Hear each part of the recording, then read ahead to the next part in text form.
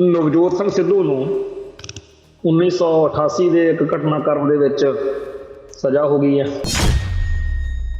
ਨਵਜੋਤ ਸਿੰਘ ਸਿੱਧੂ ਤੇ ਸਰਦਾਰ ਬਿਕਰਮਜੀਤ ਸਿੰਘ ਮਜੀਠੀਆ ਪਟਿਆਲੇ ਜੇਲ੍ਹ ਦੇ ਵਿੱਚ ਇਕੱਠੇ ਰਹਿਣਗੇ। ਬਹੁਤ ਸਾਰੇ ਮਸਲਿਆਂ ਦੇ ਉੱਤੇ ਨਵਜੋਤ ਸਿੰਘ ਸਿੱਧੂ ਨੇ ਜਿਹੜਾ ਸੀਗਾ ਪੰਥ ਤੇ ਪੰਜਾਬ ਦੇ ਹੱਕ 'ਚ ਬੋਲਿਆ। ਪਿਛਲੇ ਦਿਨੀ ਉਹ ਆਮ ਆਦਮੀ ਪਾਰਟੀ ਦੇ ਮੌਜੂਦਾ ਮੁੱਖ ਮੰਤਰੀ ਭਗਵੰਤ ਸਿੰਘ ਮਾਨ ਨੂੰ ਮਿਲ ਕੇ ਜਿਸ ਤਰੀਕੇ ਨਾਲ ਜਿਹੜੀਆਂ ਪੋਲੀਆਂ ਵਧੀਆ ਕਿਊਟ ਜਿਹੀਆਂ ਗੱਲਾਂ ਮਾਰਨ ਲੱਗ ਪਿਆ ਸੀ, ਲੋਕਾਂ ਨੂੰ ਲੱਗਦਾ ਸੀਗਾ ਕਿਤੇ ਆਮ ਆਦਮੀ ਪਾਰਟੀ ਜਿਹਨਾਂ ਚਲੇ ਜਾਵੇ। ਕਾਂਗਰਸ ਨੂੰ ਛੱਡਣ ਬਾਰੇ ਪੂਰੀ ਚਰਚਾ ਚੱਲ ਰਹੀ ਸੀ, ਪਰ ਇਹਦੇ ਤੋਂ ਪਹਿਲਾਂ ਕਿ ਕਾਂਗਰਸ ਨੂੰ ਨਵਜੋਤ ਸਿੰਘ ਸਿੱਧੂ ਵਾਏ ਕਰਦਾ ਤੇ ਉਸ ਤੋਂ ਪਹਿਲਾਂ ਹੀ ਉਹਨੂੰ ਜੇਲ੍ਹ ਯਾਤਰਾ ਦਾ ਸੱਦਾ ਆ ਗਿਆ। ਅੱਜ ਕਾਂਗਰਸ ਦੇ ਖਿਲਾਫ ਪੂਰੀ ਭੜਾਸ ਕੱਢ ਕੇ ਜਦੋਂ ਜਾਖੜ ਬੀਜੇਪੀ 'ਚ ਗਿਆ ਹੈ ਤਾਂ ਉਸ ਮੌਕੇ ਸੁਖਜਿੰਦਰ ਰੰਧਾਵਾ ਨੇ ਵੀ ਪੂਰੀ ਫਿਰ ਭੜਾਸ ਕੱਢੀ ਹੈ।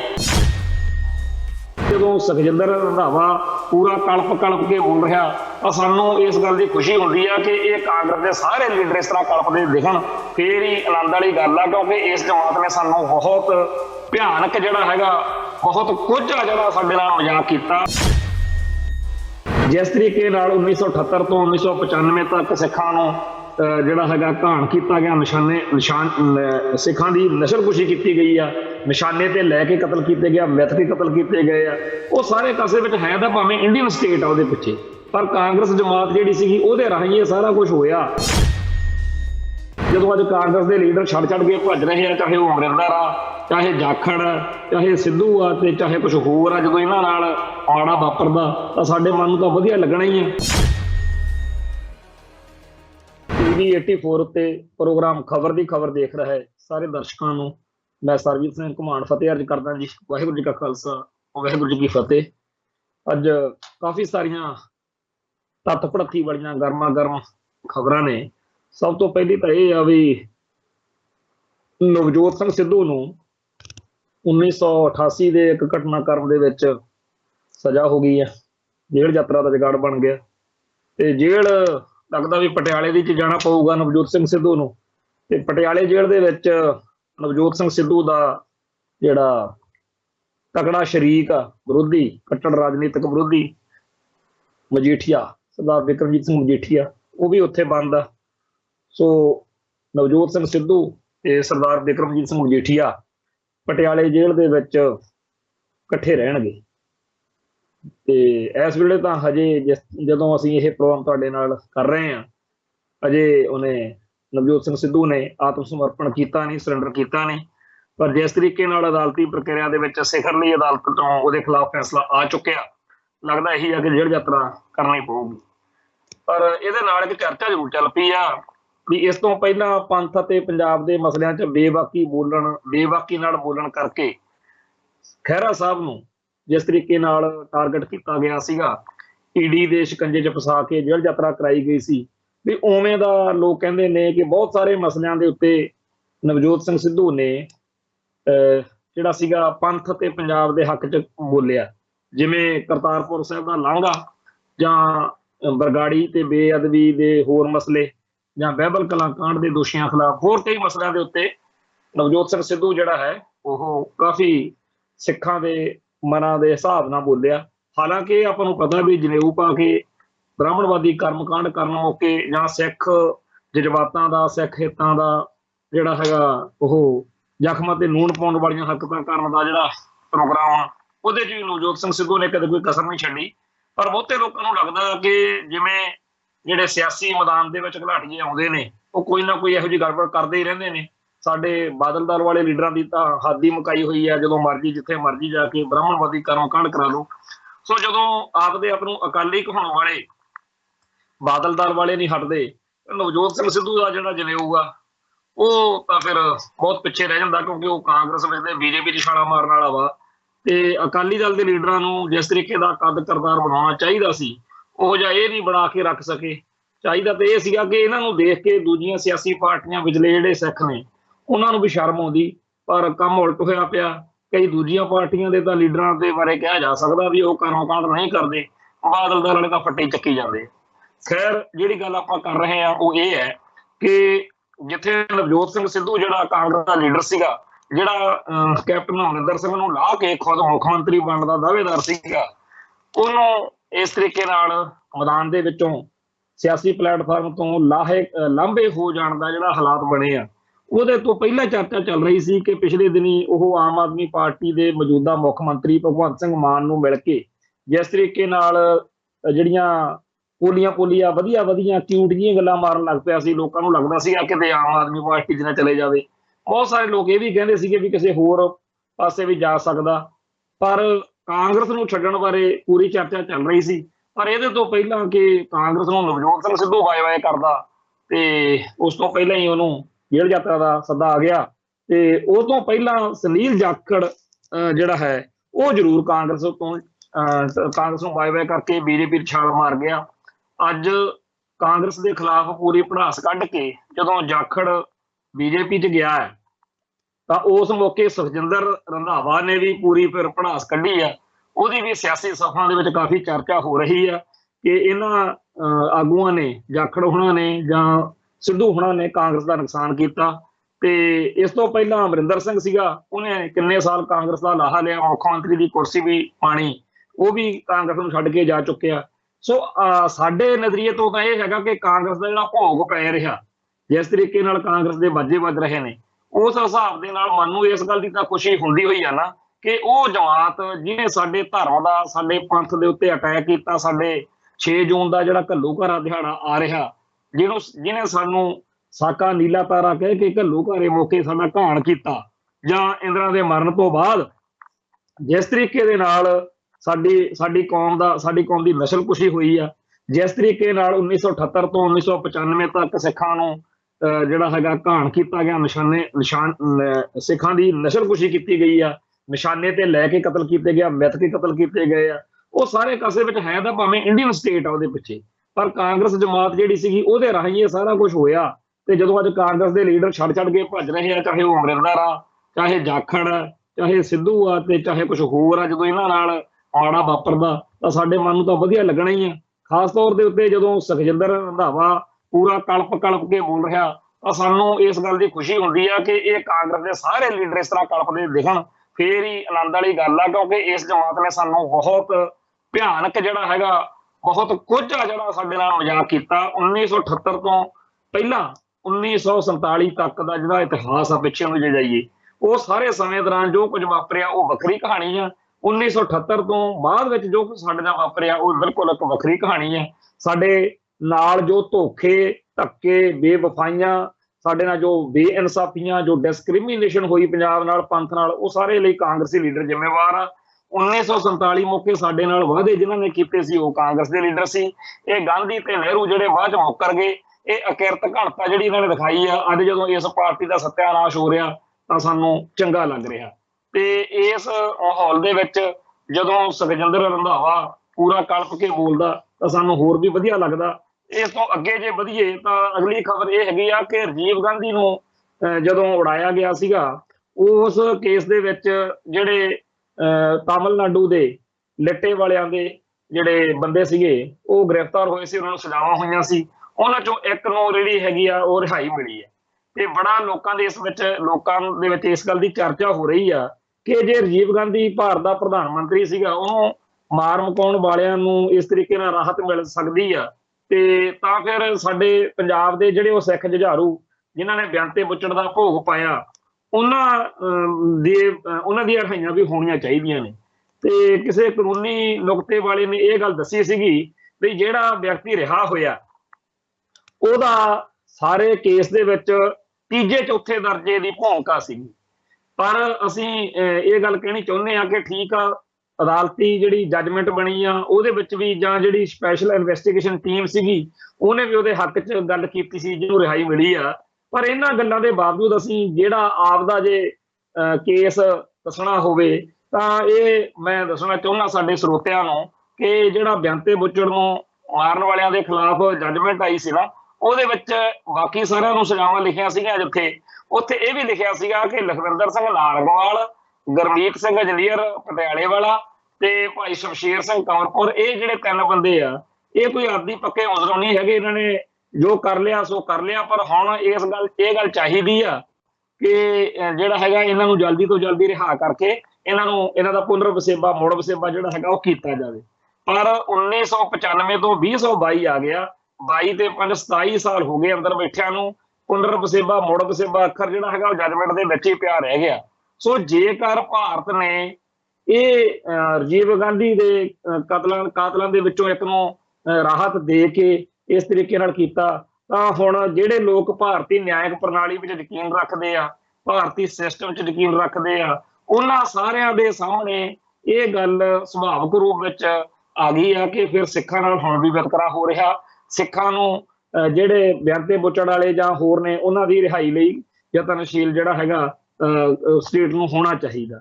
ਪਰ ਇਸ ਪਾਸੇ ਸਾਡੇ ਭਾਈਚਾਰੇ ਦੇ ਵਿੱਚੋਂ ਪਹਿਲਾਂ ਲਗਾਤਾਰ ਸੰਘਰਸ਼ ਚੱਲਦੇ ਰਹੇ ਨੇ, ਤੇ ਪਹਿਲਾਂ ਤਾਂ ਬੇਅੰਤੇ ਬੁੱਚੜ ਵਾਲੀ ਪਾਰਟੀ ਜਿਹੜੀ ਆ ਕਾਂਗਰਸ ਉਹ ਵੀ ਖਿਲਾਫ ਹੁੰਦੀ ਸੀ, ਤੇ ਆ ਜਿਹੜੇ ਬਾਦਲ ਕੇ ਇਹ ਵੀ ਖਿਲਾਫ ਹੁੰਦੇ ਸੀਗੇ। ਪਰ ਹੁਣ ਜਦੋਂ ਆਮ ਆਦਮੀ ਪਾਰਟੀ ਸੱਤਾ 'ਚ ਆ ਗਈ ਤੇ ਸਾਰਿਆਂ ਦੇ ਭਾਂਡੇ ਵਿਕੇ ਪਏ ਨੇ।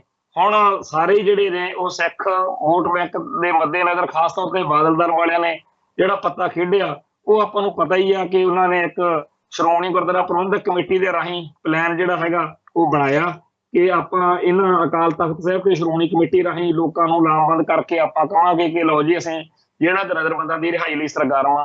ਪਰ ਨਾਲ ਦੀ ਨਾਲ ਉਹਦਾ ਵਿਰੋਧ ਜਿਹੜਾ ਹੈਗਾ ਹੋ ਰਿਹਾ।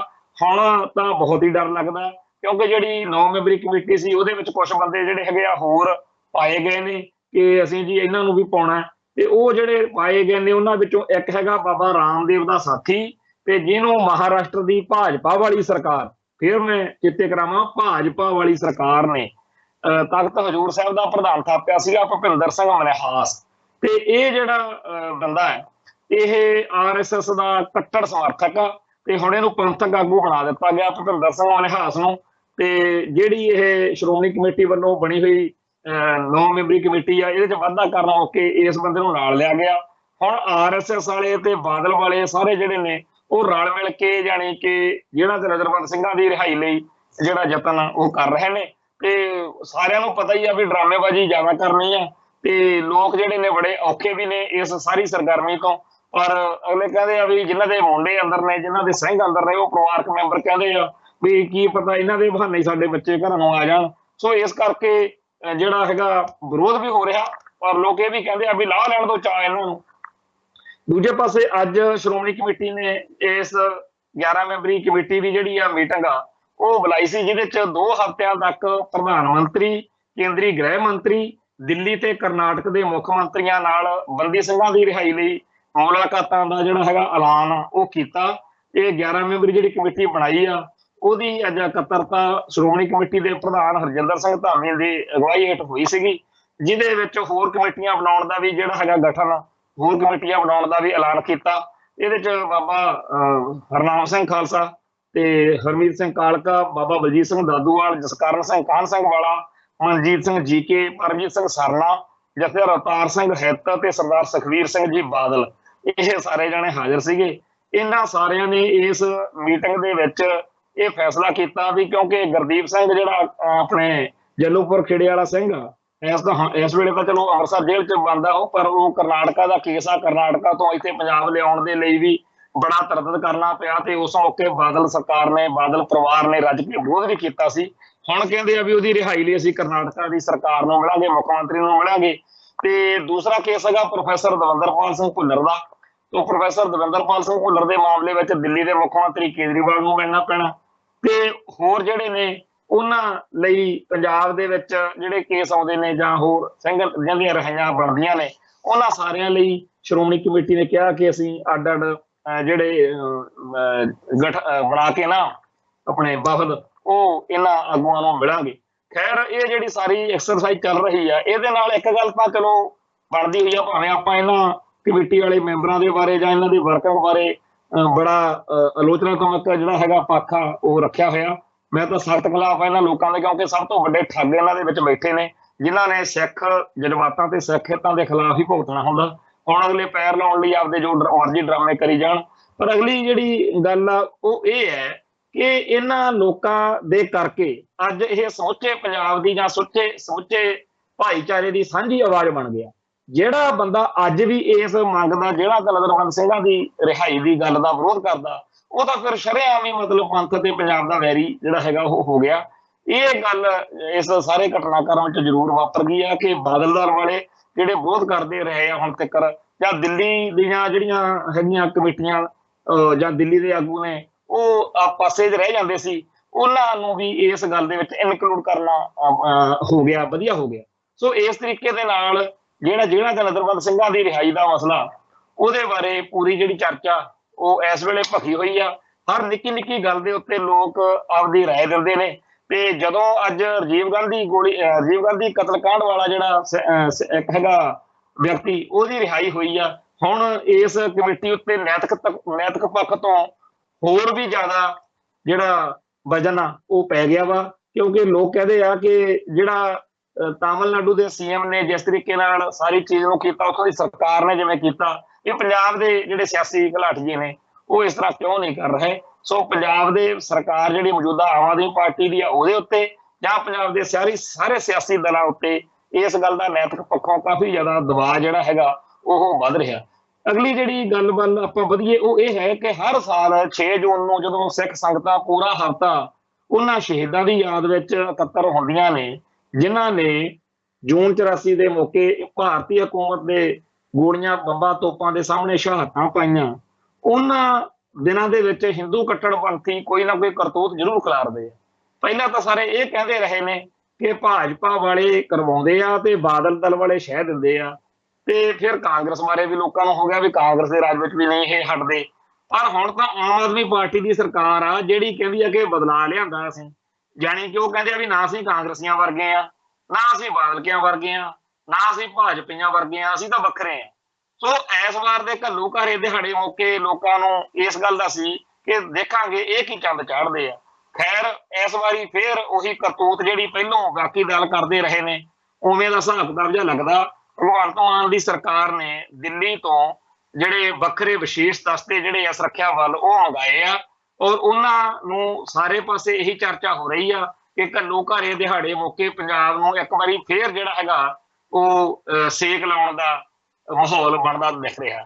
ਅੱਜ ਦੀ ਤਰੀਕ ਵਿੱਚ ਪੰਜਾਬ 'ਚ ਨਾ ਤਾਂ ਕੋਈ ਬਹੁਤ ਜ਼ਿਆਦਾ ਇੱਥੇ ਕਤਲੋਗਾਰਦ ਹੋ ਰਹੀ ਹੈ, ਨਾ ਇੱਥੇ ਕੋਈ ਡਿਸਟਰਬੈਂਸ ਆ, ਪਰ ਫਿਰ ਵੀ ਕਾਲੇ ਕਾਨੂੰਨਾਂ ਦੇ ਮਾਹੌਲ ਦੇ ਵਿੱਚ ਇੱਥੇ ਜਿਸ ਤਰੀਕੇ ਨਾਲ ਸੁਰੱਖਿਆ ਵੱਲ ਮੰਗਾ ਕੇ ਮਾਹੌਲ ਜਿਹੜਾ ਹੈਗਾ ਤਿਆਰ ਕੀਤਾ ਜਾ ਰਿਹਾ, ਜਦੋਂ ਥਾਂ ਥਾਂ ਦੇ ਉੱਤੇ ਖਾਕੀ ਵਰਦੀ ਦਿਖਦੀ ਆ, ਆਟੋਮੈਟਿਕ ਸਾਈਕੋਲੋਜੀਕਲੀ ਮਨੋਵਿਗਿਆਨਕ ਤੌਰ ਤੇ ਦਬਾਅ ਜਿਹਾ ਪੈਂਦਾ ਤੇ ਉਹਦੇ ਵਿੱਚ ਸਿੱਖਾਂ ਨੂੰ ਲੱਗਦਾ ਕਿ ਸਾਨੂੰ ਇਹ ਡਰਾ ਰਹੇ ਆ, ਸਾਨੂੰ ਦਬਕਾ ਰਹੇ।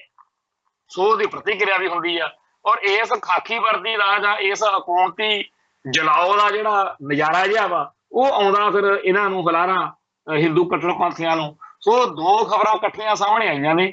ਉਧਰੋਂ ਤਾਂ ਇਹ ਖਬਰ ਆ ਗਈ ਕਿ ਭਗਵੰਤ ਮਾਨ ਦੀ ਸਰਕਾਰ ਨੇ ਪੰਜਾਬ ਦੇ ਵਿੱਚ ਵਿਸ਼ੇਸ਼ ਸੁਰੱਖਿਆ ਬਲਾਂ ਦੀ ਜਿਹੜੀ ਗਿਣਤੀ ਆ ਉਹ ਮੰਗਾਈ ਆ, ਇੰਨੀਆਂ ਕੰਪਨੀਆਂ ਮੰਗਾਈਆਂ, ਉਹ ਕੰਪਨੀਆਂ ਮੰਗਾਈਆਂ, ਇਹ ਖਬਰ ਚੱਲ ਪਈ।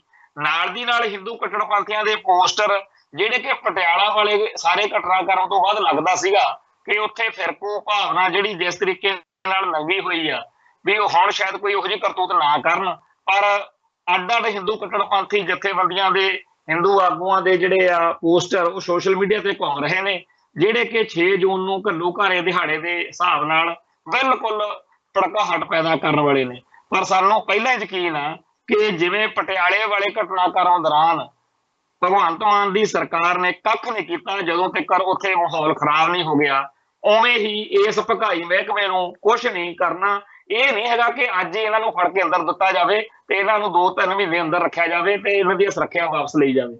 ਜਿਨ੍ਹਾਂ ਲੋਕਾਂ ਨੇ ਇਸ ਵੇਲੇ ਭੜਕਾਹਟ ਵਾਲਾ ਮਾਹੌਲ ਤਿਆਰ ਕੀਤਾ, ਕੋਈ ਕਿਸੇ ਤਰੀਕੇ ਨਾਲ ਕੋਈ ਕਿਸੇ ਤਰੀਕੇ ਨਾਲ ਕਰਤੂਤ ਕਰਕੇ ਦਿਖਾ ਰਿਹਾ ਤੇ ਭਗਵੰਤ ਮਾਨ ਦੀ ਸਰਕਾਰ ਜਿਹੜੀ ਆ ਸੁੰਨ ਜਿਹੀ ਹੋਈ ਬੈਠੀ ਹੈ। ਇੱਥੇ ਅਸੀਂ ਇੱਕ ਗੱਲ ਹੋਰ ਸਾਂਝੀ ਕਰਨੀ ਚਾਹੁੰਦੇ ਹਾਂ ਸਰੋਤਿਆਂ ਦੇ ਨਾਲ, ਜਿਹੜੀ ਕਿ ਅਸੀਂ ਪਿਛਲੇ ਮਾਹੌਲ ਦੇ ਵਿੱਚ ਤਜਰਬੇ ਤੋਂ ਸਿੱਖੀ ਹੈ।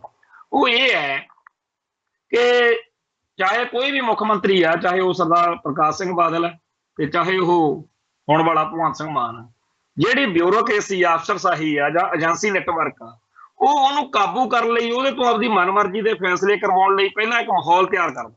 ਜਿਵੇਂ ਪਿਛਲੇ ਦਿਨਾਂ 'ਚ ਭਗਵੰਤ ਮਾਨ ਦੀ ਸਰਕਾਰ ਦੇ ਕੋਲੋਂ ਇਹ ਫੈਸਲਾ ਕਰਵਾ ਲਿਆ ਗਿਆ ਕਿ ਤੇਰੀ ਭੈਣ ਨੂੰ ਬੜਾ ਖਤਰਾ, ਉਹਨੂੰ ਸਿਕਿਉਰਿਟੀ ਦੇ ਦਿੱਤੀ।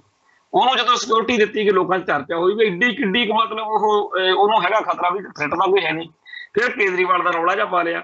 ਇਹ ਸਾਰੀਆਂ ਇਹੋ ਜਿਹੀਆਂ ਘਟਨਾਵਾਂ ਦੋ ਚਾਰ ਹੋਰ ਕਰਾ ਕੇ, ਕੋਈ ਆਪਦੇ ਕੋਲੋਂ ਅਸਲਾ ਫੜਿਆ ਦਿਖਾ ਕੇ, ਦੋ ਚਾਰ ਆਪਦੇ ਹੀ ਜਿਹੜੇ ਕੈਟ ਨੇ ਉਹਨਾਂ ਨੂੰ ਸਰਗਰਮ ਕਰਕੇ ਇੱਕ ਵਾਰੀ ਪੰਜਾਬ ਦੇ ਸੀਐਮ ਨੂੰ ਇਹ ਜਤਾਉਣਾ ਕਿ ਬਹੁਤ ਖਤਰਨਾਕ ਖਾੜਕੂ ਤੇਰੇ ਪੰਜਾਬ ਨੂੰ, ਤੇਰੇ ਹੁੰਦਿਆਂ ਤੇਰੀ ਕੁਰਸੀ ਨੂੰ ਹਿਲਾ ਦੇਣ ਦੇ ਲਈ ਯਤਨਸ਼ੀਲ ਹੋਏ ਫਿਰਦੇ। ਤੇ ਫਿਰ ਉਹਨੇ ਕਹਿਣਾ ਹੀ ਆ ਵੀ ਏਜੰਸੀ ਨੈਟਵਰਕ ਨੂੰ ਜਾਂ ਪੁਲਿਸ ਪ੍ਰਸ਼ਾਸਨ ਨੂੰ ਕਿ ਇਸ ਮਾਹੌਲ ਨੂੰ ਅਮਨ ਸ਼ਾਂਤੀ ਜਿਹਨੂੰ ਕਹਿੰਦੇ ਹੁੰਦੇ ਆ ਵੀ ਕਾਬੂ ਰੱਖੋ, ਵੀ ਉਹਦਾ ਆਪਾਂ ਹੱਲ ਕਰੀਏ। ਸੋ ਫਿਰ ਉਸ ਤਰੀਕੇ ਦੀ ਜਿਹੜੀ ਹੈਗੀ ਆ ਕਹਾਣੀ ਜਿਹੋ ਜਿਹੀ ਪਿਛਲੇ ਸਮੇਂ ਚੱਲਦੀ ਰਹੀ ਆ। ਜਿਹੜੇ ਆਹ ਬਿਆਨ ਦਿੰਦੇ ਹੁੰਦੇ ਆ ਨਾ ਸਰਦਾਰ ਸੁਖਬੀਰ ਸਿੰਘ ਬਾਦਲ, ਸਰਦਾਰ ਪ੍ਰਕਾਸ਼ ਸਿੰਘ ਬਾਦਲ, ਇਹ ਬਿਆਨ ਇਹਨਾਂ ਨੂੰ ਦਬਾਉਣ ਲਈ ਇਹਨਾਂ ਤੋਂ ਪਹਿਲਾਂ ਬਿਊਰੋਕ੍ਰੇਸੀ ਤੇ ਏਜੰਸੀਆਂ ਪੂਰੀ ਮਿਹਨਤ ਕਰਦੀਆਂ ਨੇ। ਕੁਝ ਘਟਨਾਵਾਂ ਇਹੋ ਜਿਹੀਆਂ ਆਪ ਤਿਆਰ ਕਰਕੇ ਪੂਰਾ ਉਹਦੇ ਮੂਹਰੇ ਖਾਂਚਾ ਰੱਖਦੀਆਂ ਵੀ ਆਹ ਦੇਖ ਨਹੀਂ ਤਾਂ ਕੰਮ ਖਰਾਬ ਹੋ ਜੂ। ਫਿਰ ਉਹ ਖਤਰਨਾਕ ਜੇ ਬਿਆਨ ਦਿੰਦਾ ਤੇ ਉਹ ਲੀਡਰ ਜਿਹੜਾ ਹੈਗਾ ਲੋਕਾਂ ਦੇ ਵਿੱਚ ਉਹਦੀ ਫਿਰ ਵਿਰੋਧਤਾ ਹੁੰਦੀ ਆ। ਤੇ ਉਹੀ ਕਰਤੂਤ ਜਿਹੜੀ ਸੁਖਬੀਰ ਬਾਦਲ ਉਹਨਾਂ ਵੇਲੇ ਏਜੰਸੀਆਂ ਨੇ ਕੀਤੀ ਉਹੀ ਹੁਣ ਹੋ ਰਹੀ ਆ। ਪਰ ਸੋਚਣਾ ਤਾਂ ਇਹਨਾਂ ਨੂੰ ਚਾਹੀਦਾ, ਭਗਵੰਤ ਮਾਨ ਵਰਗਿਆਂ ਨੂੰ, ਸੁਖਬੀਰ ਸਿੰਘ ਬਾਦਲ ਵਰਗਿਆਂ ਨੂੰ, ਪ੍ਰਕਾਸ਼ ਸਿੰਘ ਬਾਦਲ ਵਰਗਿਆਂ ਨੂੰ, ਵੀ ਅਸੀਂ ਆਪਦੇ ਭਾਈਚਾਰੇ ਤੇ ਯਕੀਨ ਕਰੀਏ।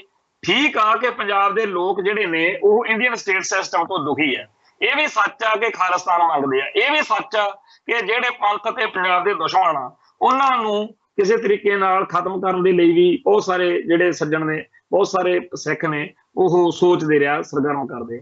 ਪਰ ਇਹਦਾ ਮਤਲਬ ਇਹ ਤਾਂ ਨਹੀਂ ਕਿ ਤੁਹਾਨੂੰ ਪੂਰੇ ਦੇ ਪੂਰੇ ਭਾਈਚਾਰੇ ਨੂੰ ਇੱਕ ਦੁਸ਼ਮਣ ਦੇ ਰੂਪ ਵਿੱਚ ਤੁਸੀਂ ਸਟੇਟਮੈਂਟਾਂ ਦੇਵੋ ਤੇ ਲੋਕਾਂ ਨੂੰ ਕਹੋ ਕਿ ਕੁਚਲ ਦਿਆਂਗੇ, ਦਰੜ ਦਿਆਂਗੇ, ਰਗੜ ਦਿਆਂਗੇ। ਤਾਂ ਇਹ ਜਿਹੜਾ ਮਾਹੌਲ ਆ ਇਹ ਬੜਾ ਖਤਰਨਾਕ ਆ। ਗੱਲ ਕੱਲੀ ਖਾਲਿਸਤਾਨੀ ਜਾਂ ਖਾੜਕੂ ਲਹਿਰ ਦੀ ਨਹੀਂ। ਤੁਸੀਂ ਬਰਗਾੜੀ ਤੇ ਬਹਿਬਲ ਕਲਾਂ ਕਾਂਡ ਤੋਂ ਬਾਅਦ ਦੀਆਂ ਬਾਦਲ ਪਰਿਵਾਰ ਦੀਆਂ ਸਟੇਟਮੈਂਟਾਂ ਚੱਕ ਕੇ ਦੇਖ ਲਓ, ਉਹਦੇ 'ਚ ਵੀ ਇਹੀ ਕੁਛ ਸੀਗਾ। ਤੇ ਆਹ ਹਜੇ ਕੁਝ ਹੋਇਆ ਨਹੀਂ, ਕਰਿਆ ਨਹੀਂ। ਭਗਵੰਤ ਮਾਨ ਨੂੰ ਵੀ ਇਹੀ ਬੁਖਾਰ ਚੜਾਤਾ ਵੀ ਅਸੀਂ ਕੁਚਲ ਦਿਆਂਗੇ, ਦਰੜ ਦਿਆਂਗੇ। ਭਗਵੰਤ ਮਾਨ ਵਾਲੀ ਸਰਕਾਰ ਨੇ ਤਾਂ ਸਿਰੇ ਲਾਈ ਪਈ ਆ ਕਿ ਡੀਜੀਪੀ ਨੂੰ ਜਿਵੇਂ ਸਿੱਧਾ ਕਿਹਾ ਹੋਵੇ ਕਿ ਅਸੀਂ ਤੁਹਾਡੀ ਗੱਲ ਚਾਹੁੰਦੇ, ਸਾਡਾ ਕੋਈ ਲੀਡਰ ਨਹੀਂ ਵਿੱਚ ਬੋਲੂ, ਜਿਹੜਾ ਜੀ ਕਰਦਾ ਕਰੀ ਚੱਲੋ। ਆਹ ਅਨੈਤਪੁਰਾ ਕਾਂਡ ਹੋਇਆ ਜਾਂ ਜਿੰਨੇ ਪੰਜਾਬ 'ਚ ਕਾਂਡ ਹੋਏ ਨੇ, ਹਰ ਥਾਂ ਦੇ ਉੱਤੇ ਪੁਲਿਸ ਜਿਹੜੀ ਆ ਉਹ ਮਨਮਰਜ਼ੀ ਨਾਲ ਚੱਲਦੀ ਆ। ਉਹਨਾਂ ਨੂੰ ਕੋਈ ਫਿਕਰ ਫਾਕਾ ਹੀ ਨਹੀਂ ਹੈਗਾ ਕਿ ਅਸੀਂ ਸਰਕਾਰ ਨੂੰ ਜਵਾਬ ਦੇ ਆ ਜਾਂ ਕਿਸੇ ਆਮ ਆਦਮੀ ਪਾਰਟੀ ਦੇ ਵਿਧਾਇਕ ਜਾਂ ਕਿਸੇ ਮੰਤਰੀ ਨੂੰ ਜਵਾਬ ਦੇ ਆ। ਸੋ ਪੰਜਾਬ ਦੇ ਵਿੱਚ ਪੁਲਿਸ ਨੂੰ ਜਿਸ ਤਰੀਕੇ ਨਾਲ ਬੇਲਗਾਮ ਕੀਤਾ ਜਾ ਰਿਹਾ, ਜਿਸ ਤਰੀਕੇ ਨਾਲ ਬਾਹਰੋਂ ਅਫਸਰਸ਼ਾਹੀ ਆ ਰਹੀ ਆ, ਇਹ ਸਾਰਾ ਮਾਹੌਲ ਉਹਨਾਂ ਹਿੰਦੂ ਕੱਟੜਪੰਥੀਆਂ ਦੇ ਹੱਕ ਵਿੱਚ ਭੁਗਤਦਾ, ਜਿਨ੍ਹਾਂ ਦਾ ਇੱਕ ਨਕਾਤੀ ਪ੍ਰੋਗਰਾਮ ਪੰਜਾਬ ਨੂੰ ਲਾਂਬੂ ਲਾਉਣਾ, ਪੰਜਾਬ ਦੀ ਧਰਤੀ ਉੱਤੇ ਜਿਹੜਾ ਹੈਗਾ ਖੂਨ ਖਰਾਬਾ ਕਰਾਉਣਾ। ਸੋ ਅੱਜ ਜਦੋਂ ਪਟਿਆਲੇ ਵਾਲੇ ਘਟਨਾਕ੍ਰਮ ਤੋਂ ਬਾਅਦ ਲੋਕ ਸਾਰੇ ਇਸ ਗੱਲ ਵੱਲ ਹੋ ਗਏ ਸੀ ਵੀ ਸ਼ਾਇਦ ਹੁਣ ਇਹ ਕੋਈ ਮਾੜੀ ਮੋਟੀ ਸ਼ਰਮ ਕਰਨਗੇ, ਕਿਉਂਕਿ ਆਪ ਹੀ ਕਟਾਪਾ ਚਾੜਨਾ ਪਿਆ ਸੀ ਉਸ ਸਿੰਗਲੇ ਜੇ ਨੂੰ ਜਿਹਨੇ ਕਿਹਾ ਸੀਗਾ ਕਿ ਅਸੀਂ ਤਾਂ ਜੀ ਇੱਥੇ ਪਟਿਆਲੇ ਦੇ ਵਿੱਚ ਖਾਲਿਸਤਾਨ ਵਿਰੋਧੀ ਦਿਨ ਮਨਾਵਾਂਗੇ। ਪਰ ਅੱਜ ਦੁਬਾਰਾ ਉਹੀ ਕਰਤੂਤਾਂ ਫੇਰ ਸ਼ੁਰੂ ਹੋ ਗਈਆਂ ਨੇ। ਅੱਜ ਉਹ ਲੋਕ ਜਿਹੜੇ ਪਿਛਲੇ ਦਿਨਾਂ ਦੇ ਵਿੱਚ ਕਹਿੰਦੇ ਸੀਗੇ ਕਿ ਅਸੀਂ ਜੀ ਫੂਕ ਦਿਆਂਗੇ ਗਲਤ ਕਰਨ ਵਾਲਿਆਂ ਨੂੰ, ਹਿੰਦੂ ਭਾਵਨਾਵਾਂ ਜੇ ਉਹ, ਅੱਜ ਉਹ ਲੋਕ ਜਿਹੜੇ ਚੁੱਪ ਗੁੜਪ ਬੈਠੇ ਆ। ਹੋਣਾ ਤਾਂ ਇਹ ਚਾਹੀਦਾ ਕਿ ਪੰਜਾਬ ਦੇ ਹਿੰਦੂ ਸੜਕਾਂ ਤੇ ਨਿਕਲਣ ਤੇ ਸਰਕਾਰ ਨੂੰ ਮੰਗ ਕਰਨ ਕਿ ਇਹ ਜਿਹੜੇ ਹਿੰਦੂ ਅੱਤਵਾਦੀ ਪੰਜਾਬ ਦਾ ਮਾਹੌਲ ਖਰਾਬ ਕਰਦੇ ਆ, ਇਹਨਾਂ ਖਿਲਾਫ ਕਾਰਵਾਈ ਹੋਵੇ। ਪਰ ਇਹ ਨਾਮੁਮਕਿਨ।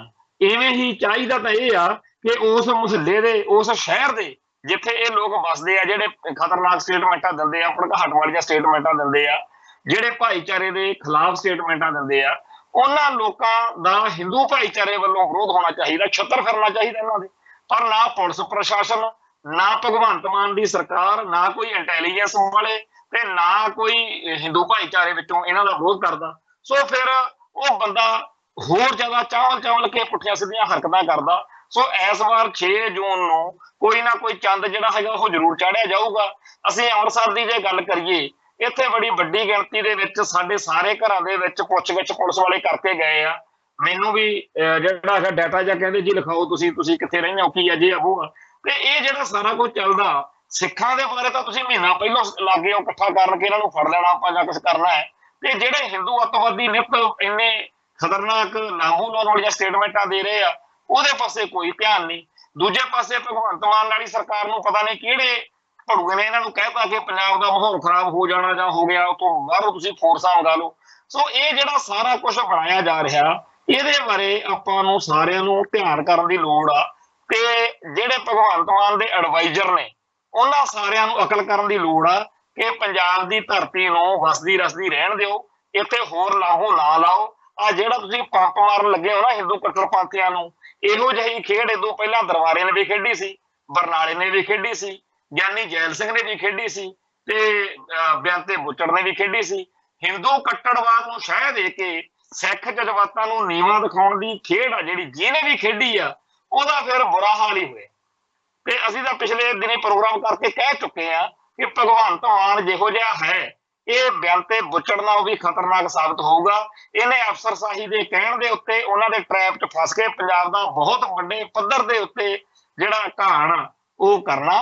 ਤੇ ਇਹਨਾਂ ਲੋਕਾਂ ਦੇ ਇਹਨਾਂ ਦੇ ਵਿਜ਼ਨ ਤਾਂ ਕੋਈ ਹੈ ਨਹੀਂ, ਇਹ ਉਵੇਂ ਦੀ ਕੋਈ ਸੋਚ ਨਹੀਂ ਰੱਖ ਸਕਦੇ ਕਿ ਅਸੀਂ ਜਿਹੜਾ ਜੇ ਕੁਝ ਫਾਇਦਾ ਨਹੀਂ ਕਰ ਸਕਦੇ ਪੰਜਾਬ ਦਾ ਤਾਂ ਅਸੀਂ ਨੁਕਸਾਨ ਹੋਣ ਤੋਂ ਬਚਾ ਲਈਏ। ਇਹਨਾਂ ਨੂੰ ਜਿਹੜੇ ਬਿਊਰੋਕ੍ਰੇਸੀ ਦੇ ਅਫਸਰਸ਼ਾਹੀ ਦੇ ਏਜੰਸੀਆਂ ਦੇ ਨੈਟਵਰਕ ਨੇ ਉਹਨਾਂ ਨੇ ਉਲਝਾ ਲੈਣਾ ਤੇ ਉਹਦੇ ਵਿੱਚ ਫਸ ਕੇ ਕੋਈ ਨਾ ਕੋਈ ਚੰਦ ਲਾਜ਼ਮੀ ਚਾੜ ਦੇਣਾ।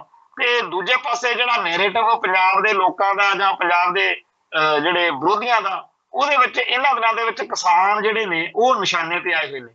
ਤੁਸੀਂ ਦੇਖ ਸਕਦੇ ਹੋ ਆਪਦੇ ਆਲੇ ਦੁਆਲੇ, ਖਾਸ ਤੌਰ ਦੇ ਉੱਤੇ ਅੱਜ ਸਮਾਜ ਦਾ ਜਿਹੜਾ ਸ਼ੀਸ਼ਾ ਉਹ ਸੋਸ਼ਲ ਮੀਡੀਆ ਬਣਿਆ ਹੋਇਆ। ਸੋਸ਼ਲ ਮੀਡੀਆ ਦੇ ਉੱਤੇ ਤੁਸੀਂ ਅੱਡ-ਅੱਡ ਪਲੇਟਫਾਰਮਾਂ ਤੇ ਦੇਖ ਸਕਦੇ ਹੋ ਕਿ ਕਿਵੇਂ ਬੜੀ ਬੇਕਿਰਕੀ ਨਾਲ ਝੂਠੇ ਸੱਚੇ ਇਲਜ਼ਾਮ ਲਾ ਕੇ ਪੰਜਾਬ ਦੇ ਕਿਸਾਨਾਂ ਨੂੰ ਸਾਰੀਆਂ ਸਮੱਸਿਆਵਾਂ ਦਾ ਹੱਲ ਦੱਸਿਆ ਜਾ ਰਿਹਾ ਕਿ ਇਹ ਜੀ ਸਮੱਸਿਆਵਾਂ ਦੀ ਜੜ ਕਿਸਾਨੀ ਨੂੰ ਦੱਸਿਆ ਜਾ ਰਿਹਾ।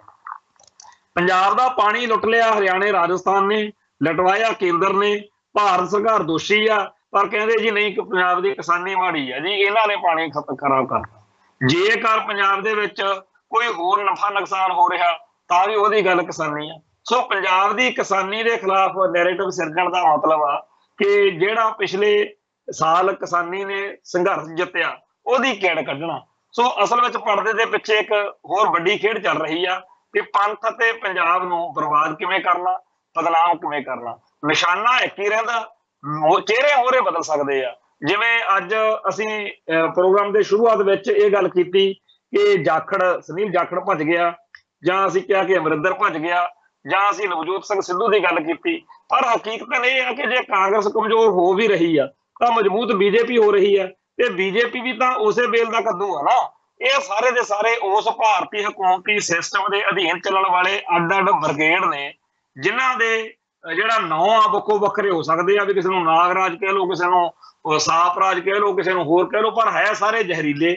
ਪੰਥ ਤੇ ਪੰਜਾਬ ਲਈ ਇਹ ਸਾਰੇ ਦਲ ਜਿਹੜੇ ਨੇ ਇੱਕੋ ਜਿੰਨੀ ਜ਼ਹਿਰ ਜਿਹੜੀ ਆ ਉਹ ਰੱਖਦੇ ਆ। ਸੋ ਪੰਜਾਬ ਦੇ ਲੋਕਾਂ ਨੂੰ ਇਹ ਗੱਲ ਚੰਗੀ ਤਰ੍ਹਾਂ ਆਪਦੇ ਦਿਲ ਦਿਮਾਗ 'ਚ ਵਸਾ ਲੈਣੀ ਚਾਹੀਦੀ ਆ ਕਿ ਹਮਰਾ ਕੋਈ ਨਹੀਂ ਹੈ ਜੀ, ਹਮਰਾ ਸਤਿਗੁਰ ਪਿਆਰਾ ਜੀ।